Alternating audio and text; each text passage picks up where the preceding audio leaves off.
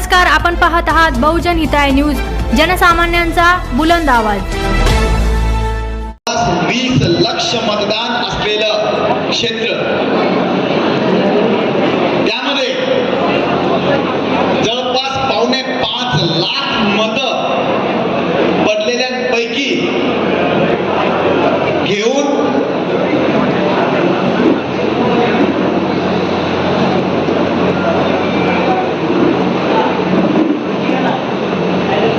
देशाचा आज मित्रांनो जे पद असतात, घटनात्मक पद आहेत, सन्माननीय खासदार, सन्माननीय आमदार, सन्माननीय जिल्हा परिषद आपल्या राज्यामध्ये आणि ग्रामपंचायत, या सगळ्यामध्ये सर्वोच्च पद हे आपल्या मध्येच एक वेगळी महती याची, आणि त्यामध्ये सन्माननीय खासदार महोदय म्हणून माननीय भुमरे साहेब हे निवडून आले। आम्हाला सर्वांना अभिमान झाला। आम्ही एक वेगळ्या हातोटीने आम्ही काम सर्व पक्षांनी केलं, भारतीय जनता पार्टीने केलं, शिवसेनेने केलं, आरपीआयने केलं, रासपने केले, सर्व आमच्या मित्र पक्षांनी केलं। इतकंच नाही, तिकडच्या पक्षावाल्यांच्याही कित्येक मनात असलेल्यांनी माननीय भुमरे साहेबांना मतदान दिलं आणि ते निवडून आले, आणि त्यांचा आज आम्ही सत्कार ठेवला आहे। त्यांचा जरी सत्कार असला तरी आमचा ऊर भरून आलाय, आम्हाला एक वेगळा माहोल मध्ये आम्ही गेलोय, म्हणून त्यांच्या सर्वप्रथम आहे। आणि त्यातनं एकदा खासदार होणं का होतात सन्मान्य खासदार, कारण त्यांचं काम 2 प्रकार असतात मित्रांनो।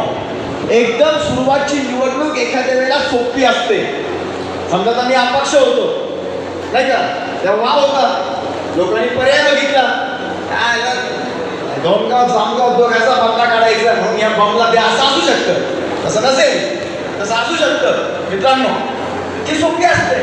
पण नंतर निवडून येणं आणि त्यानंतर सुद्धा 5-5 वेळेला आमदार असून मग खासदारकीला उभं राहणं आणि मग निवडून येणं हे एकमेव कामाची पावती असल्याशिवाय निवडून येऊ शकत नाही। आणि म्हणून विशेष आभार आमच्या खासदार महोदयांचं। का आम्ही मन लावून काम केलं, आम्ही इतकं मन लावून काम सर्वांनी का केलं, सर्व पक्षांनी केलं आमच्या। मी तर खरोखर मित्रांनी सांगितलं नियोजन करत होतो, त्यांचे खरे आभार आहे। आज सत्कार आहे आमचा, मान्य खासदार महोदयांचा आहे, पण त्यात लपलेलं जे असेल ते खालच्या प्रत्येक आमच्या मित्राचा आहे।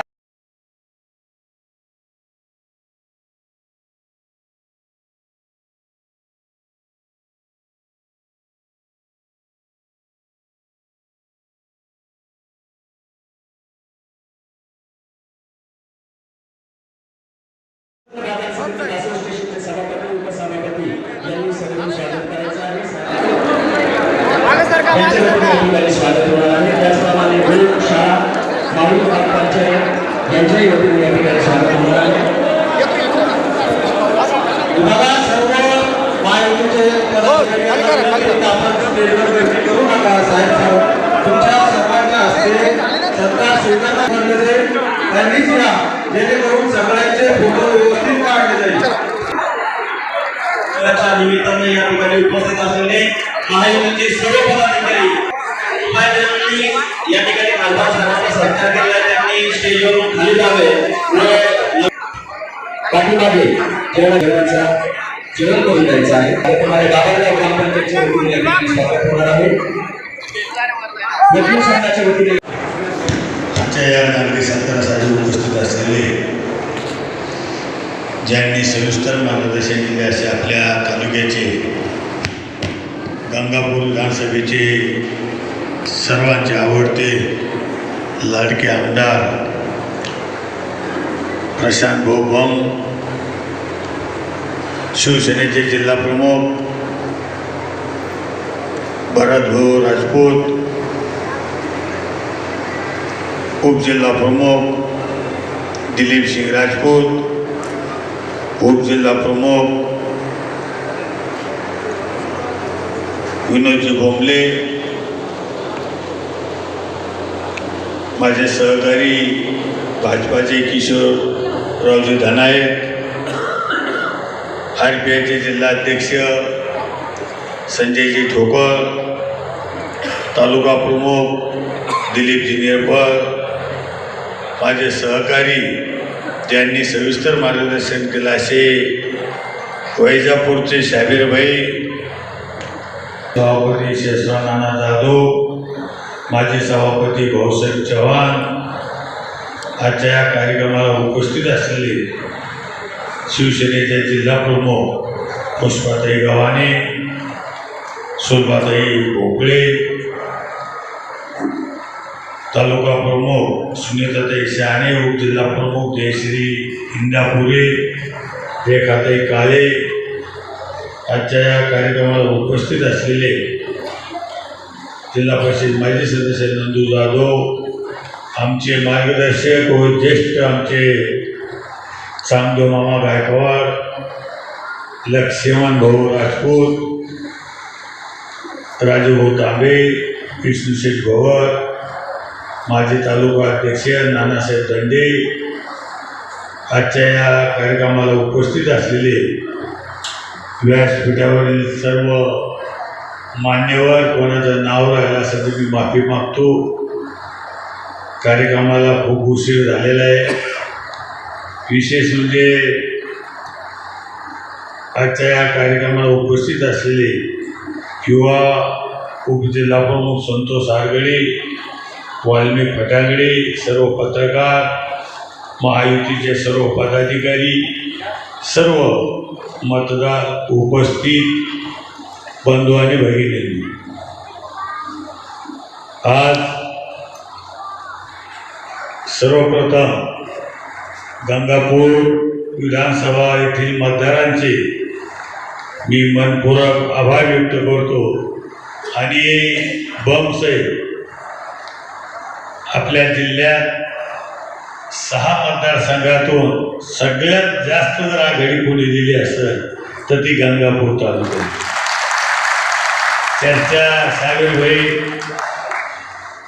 सगळ्या तालुक्याची चर्चा होती की आम्ही जास्त मताधिक्य देणार, आम्ही देणार, पण सगळ्यात जास्त मताधिक्य हे गंगापूर तालुक्यात दिलं. मी इथल्या सर्व महायुतीच्या पदाधिकाऱ्यांचं खरोखर मनपूर्वक त्यांचं मी अभिनंदन करतो, आभार व्यक्त करतो. आणि बमसाहेबाच्या बाबतीत सांगितलं की बमसाहेबांनी स्वतःच्या निवडणुकीत इतकं काम केलं नसतं. 3 वेळेस ते उभा राहिले, 3 वेळेस निवडून आले, पण इतके फिरले नसते तितके लोकसभेला फिरले. काय कारण लोकसभेला मला जो कार्यकर्ता सांगायचे की आम्हाला बमसाहेबांनी सांगितलं कुठल्याही प्रकारची हायगाई झालेली पाहिजे, पॉम्पलेटसुद्धा घरोघरी गेलं पाहिजे. ही काळजी शाबीरभाई बमसाहेबांनी घेतली, कार्यकर्त्यांनी घेतली, पण आमदार म्हणून बमसाहेबांनी जे काम केलं ते मला वाटतं इतक्या त्यांच्या स्वतःच्या निवडणुकीत केलं नाही, इतकं काम ते आपल्या या लोकसभेला केलं. खरोखर सगळ्यांच्या वतीनं बमसाहेबांचं सुद्धा मी अभिनंदन करतो. काम सगळ्यांनीच केलं, काम धनाईसाहेब सगळ्यांनी काम केलं म्हणून आपण 1,35,000च्या मताने आपण निवडलो. सगळ्यांना वाटत होतं घासाघाशी होईल, थोड्या मताने येते, पण मी पहिल्यापासून सांगत होतो, उमेदवारी मिळाल्यापासून सांगत होतो मी की आपण 1 ते 1.5 लाखाच्या मताने होऊ. किती? 1 ते 1.5 लाखाच्या. आणि तुमच्या आशीर्वादानं 1 ते 1.5 लाखाच्या फरकानं आपण येऊ. तर तसंच झालं, 1,35,000 मतांना आपण आलो. हे केवळ तुमच्या आशीर्वादानं आलेलो आहे. चर्चा खूप केल्या. ही निवडणूक बमसाहेब, ही निवडणूक देश पातळीवर झालीच नाही, ही निवडणूक विकासावर झाली नाही, ही निवडणूक वैयक्तिक झाली. ही निवडणूक वैयक्तिक झाली. जशी ग्रामपंचायतला कशी निवडणूक असते, ग्रामपंचायतला कसं एकामेकाचं काढतात. तुम्हाला माहिती आहे ग्रामपंचायत मी लागलेलो आहे, मी ग्रामपंचायत पासून तर लोकसभेपर्यंत तुमच्या आशीर्वादानं म्हणते ना गल्ली ते दिल्ली, तसं तुमच्या आशीर्वादानं मी सगळ्या निवडणुकाला लागलेलो आहे. मी त्याला सांगत होतो तुम्ही निवडणूक लढा, विकासावर बोला. भोगरे 5 वर्ष होते, त्यांनी काय काम केलं ते सांगा, नाही केलं ते सांगा. भुमरेने भ्रष्टाचार केला असेल ते सांगा, पक्षावर बोला, देशावर बोला, पण ते बोललेच नाही काय, फक्त वैयक्तिक बोलत राहिले. पण मला सांगायचं की त्यांच्याकडे कोणीच लक्ष दिलं नाही काय. आणि सगळ्यांनी ठरवलं होतं त्यावेळेस आपल्याला कुठल्याही परिस्थितीत महायुतीचा उमेदवार आपल्याला निवडून आणायचा, हे सगळ्यांनी ठरवलं होतं भाऊसाहेब. आणि म्हणून मला सांगायचं की चर्चा केली, भोंगरे बाहेरचा आहे, आता मी बाहेरचा म्हणजे मी कुठला आहे, मी भाषणात अनेक भाषणात सांगितलं. अहो मी जर समजा फॉर्म भरत असेल कुठला, तर मी जिल्हा कोणता लिहितो, छत्रपती संभाजीनगरच लिहितो ना साहेबबाई, मी काय जालना लिहितो का, मी ह्या जिल्ह्याचाच आहे. फक्त तांत्रिकदृष्ट्या आपण हा जालन्यात गेलेलो आहे. पण मला एक सांगायचं की जिल्हा आपला एक आहे, ह्या जिल्ह्याचा मी पालकमंत्री आहे. म्हणून मला सांगायचं की ह्या जिल्ह्याचा मी पालकमंत्री आहे, मी ह्या जिल्ह्याचाच आहे. राहायला सुद्धा संभाजीनगरला, पण विनाकारण चर्चा आणि विनाकारण कुठंतरी म्हणजे जनतेचं मन विचलित करायचं असा प्रयत्न काही जणांनी केला. पण तुम्हाला मी सांगतो, कोणत्याही मतदाराने ऐकलं नाही. सगळ्यांनी ठरलं होतं की आपल्याला धनुष्यबाण ह्या निशाण्यावर आपल्याला बटन दाबायचं. काही जणांनी हरिभाऊ प्रयत्न केला, काही जणांनी प्रयत्न केला. मी नाव कोणाचं घेणार नाही, नाव माझ्याकडे सगळे. मला 35 वर्ष झाली, मला 35 वर्ष झाले मी राजकारणात आहे. मला सगळं कळतं काय, मला सगळं माहिती आहे. पण तुम्हाला मी खात्री देतो, कोणाला किती उड्या मारून द्या, पण येणाऱ्या निवडणुकीत बम शिवाय कोणी आल्याशिवाय नाही. कारण आता ठरवलेलं आहे सगळ्यांनी की बम साहेबाला पुन्हा आपल्याला निवडून द्यायचं. साहेबभाई तुम्ही बोलले तुमच्या भाषणात काय, मूर्तीदान कीर्तिमान, खरोखर तसं ते. मला सांगा की बम साहेबांनी असे अनेक कामं केली. एखादा सभामंडप राहिला चालत, एखादा गल्लीतला रस्ता राहिला तरी चालत, ते तर करावंच लागेल आपल्याला. पण मला सांगा, गोदावरी जायकवाडीच्या धरणावर वॉटर ग्रीडसारखी योजना आली. मी काही भाषणात सांगतो, महिला मंडळीत आहे, काही बरेचसे भाविक इथे. आमचे लोक काय करतात, काही एखादी परवानी असली तर गोदावरी पैठणला स्नान करायला जातात पुढं. पण बम साहेबांनी आता तुम्हाला गोदावरी स्नान करायला जायचं ठेवलं नाही. गोदावरी तुमच्या घरी रोज स्नान करायला. हे काम कोणी केलं, हे बम साहेबांनी केलं. आता गोदावरीचं रोज स्नान तुम्हाला होणार आहे चांगलं मामा. आता तुम्हाला पैठणला स्नान करायला जायची गरज नाही. आता रोज फिल्टरच्या पाण्यानं गोदावरीचं स्नान तुम्हाला होणार आहे. हे काम बम साहेबांनी केलं. बम साहेबांनी मी अनेक भाषणात सांगितलं, बम साहेबांनी नुसतं गावाला पाणी नाही आणलं, तर बम साहेबांनी शेतीला सुद्धा पाणी आणलं, उलटं पाणी आणलं. बम साहेब मला नाही वाटत कोणी, आम्ही सुद्धा नसतो आणलं. हे काम आपण केलं. अहो गावाला पाणी, शेतीला पाणी, गावाला रस्ते, शेतीला रस्ते, गावाला लई, शेतीला लई, हे काम बम साहेबांनी केलं. आणि सार्वजनिक कामाच्या बाबतीत बम साहेबाचा हात कोणी धरीत नाही. त्यांच्या डोक्यात वेगवेगळ्या कल्पना असतात, महिलांसाठी वेगळ्या, जेंट्ससाठी वेगळ्या. आता तर नवीनच आणली, आता नवरदेवासाठी वेगळीच आणली. हे तर आमच्या डोक्यात नव्हतं. म्हणजे बम साहेबांच्या डोक्यात. आणि नुसतं ते बोलत नाही तर ते करून दाखतात. महिलांसाठी त्यांनी बचत गटासाठी सुद्धा बऱ्याच योजना आणल्या. मला एक सांगायचं की बम साहेबांच्या काळात अनेक योजना आल्या. मग ते वॉटर ग्रीड असेल, शेतीचं पाणी असेल, महिलांसाठी असेल, रस्ते असतील, असे अनेक योजना आणण्याचं काम केलं. मी बऱ्याच भाषणात सांगितलं, ज्यावेळी दुष्काळ पडला, महाराष्ट्रात जर चारा छावण्या जर कुठल्या होत्या तर त्या गंगापूर विधानसभेत चारा छावण्या होत्या. आणि त्यासुद्धा चांगल्या प्रतीच्या जनावराला चारा मिळाला पाहिजे, पाणी मिळालं पाहिजे, त्यांची सोय राहिली पाहिजे. हे बम साहेबांनी काम केलं.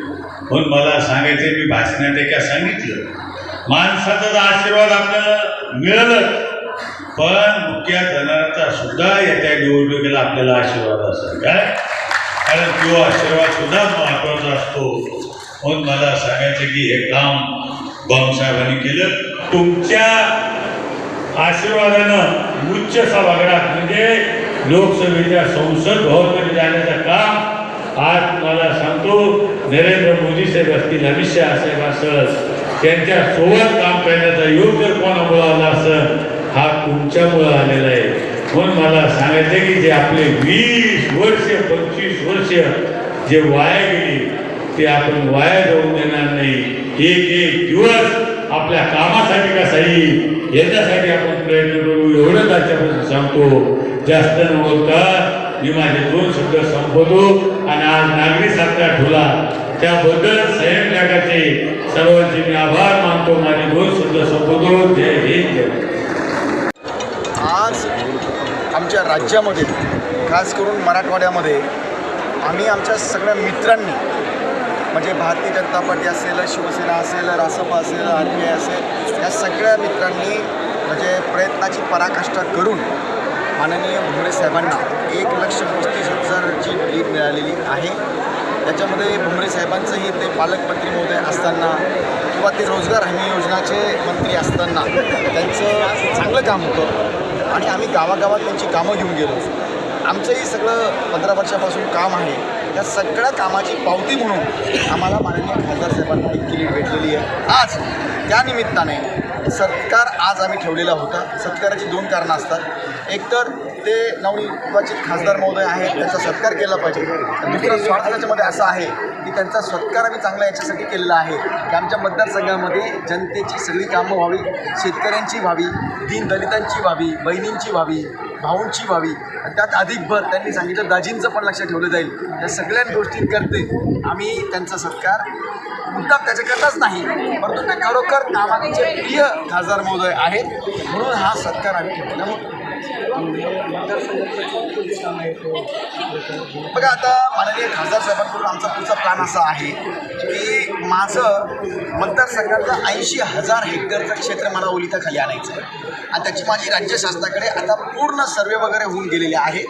मी प्रयत्न करतो आहे की माझ्या ह्या अधिवेशनाच्या आचारसंहितेच्या अगोदर त्याला तत्वता मान्यता मिळाली. त्याला केंद्र आणि राज्य सरकारचा पैसा लागेल, मोठी योजना आहे.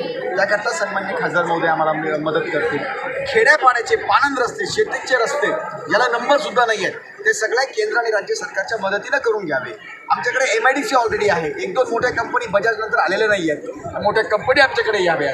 रोजगाराचा प्रश्न निपटावा. अशा बरेच कामं खासदार महोदयांच्या मार्फतच होऊ शकतात.